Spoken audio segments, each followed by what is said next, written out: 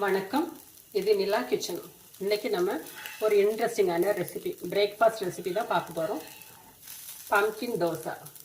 அதுக்கு தொட்டுக்கிறதுக்கு ஒரு சட்னி. இப்போ எப்படி பண்ணலாம் அப்படின்னு சொல்லிட்டு பார்க்கலாம்.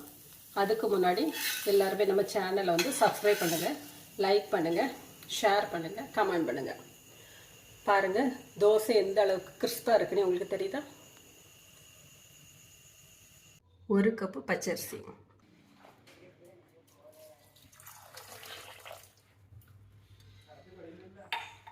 2 மணி நேரம் ஊறட்டும். அதுக்கப்புறமா அரைச்சிடலாம். 1 கப்பு பச்சரிசிக்கு 1 டீஸ்பூன் அளவுக்கு உளுந்து, 1/2 கப்பு தேங்காய், 2 வரமிளகாய், பூசணிக்காய் 1 பீஸ். இதை கட் பண்ணி தோலெல்லாம் எடுத்துருவோம். இப்போ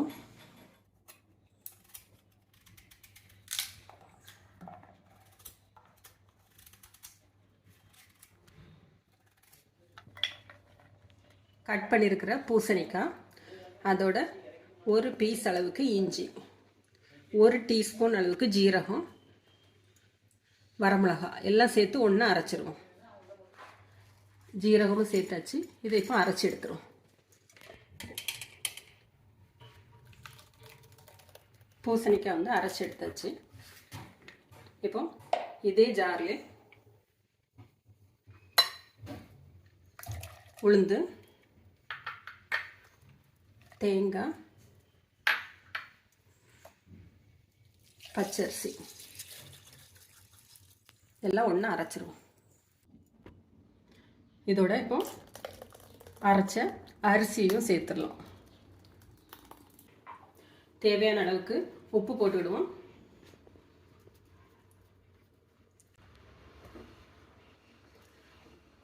நல்லா கலந்து விட்டுட்டு டைரெக்டாக அப்படி சுட ஆரம்பிச்சிட வேண்டியதான்.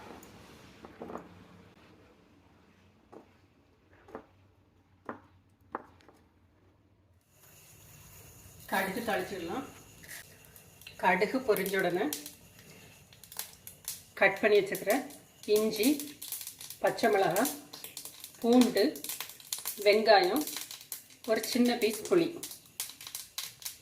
இந்த புளியை தவிர மற்ற எல்லாமே தட்டிடலாம்.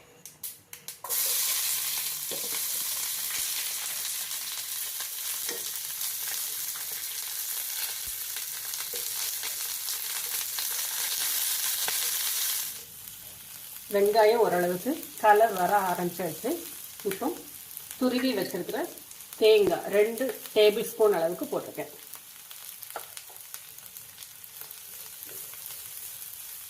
ஒரு டேபிள் ஸ்பூன் அளவுக்கு பொட்டுக்கடலை.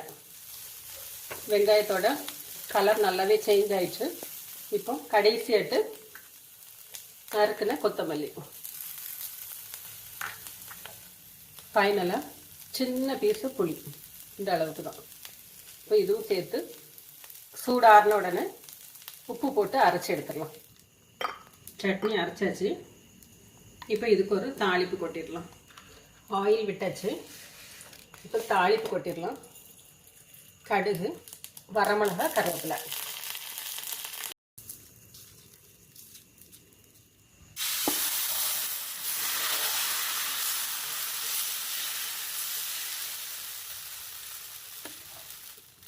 சுற்றிலும் நல்லெண்ணெய் விட்டுடுங்க.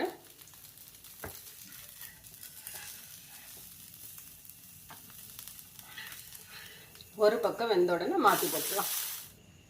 இந்த பம்கின் தோசையில் நிறைய விட்டமின்ஸு, ஆன்டி ஆக்சிடென்ட் நிறைய இருக்குது. பாருங்கள், இந்த தோசை எந்த அளவுக்கு மொறுன்னு இருக்குன்னு. கிறிஸ்பாக இருக்கும், சாப்பிட்றதுக்கும் ரொம்ப டேஸ்ட்டாக இருக்கும். நிறைய ஆன்டி ஆக்சிடென்ட் இருக்குது. அதனால எல்லாருமே செஞ்சு சாப்பிடுங்க. செஞ்சு சாப்பிட்டுட்டு எப்படி இருக்குன்னு சொல்லிட்டு ஃபீட்பேக் கொடுங்க. நம்மளோட தோசையும் சட்னியும் ரெடி ஆயிடுச்சு.